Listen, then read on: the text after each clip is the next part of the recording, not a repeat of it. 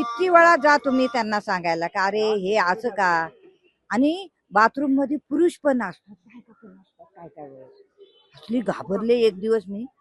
मग हे असं आहे मंडईचं बघ, दुर्लक्ष सगळीकडे. सगळं कारभार यांच्याकडे असतो.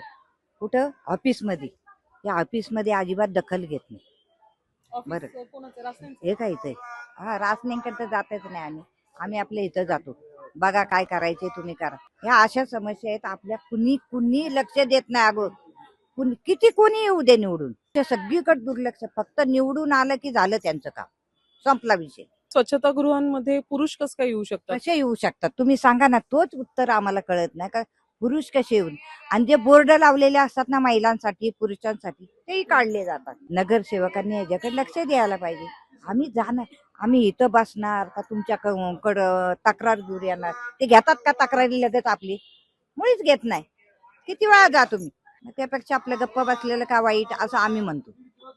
आणि जास्त करून महिला मंडळी जास्त आहेत बरं. प्रत्येक ठिकाणी बघ महिला किती आहेत असं आहे तिथे. बरोबर.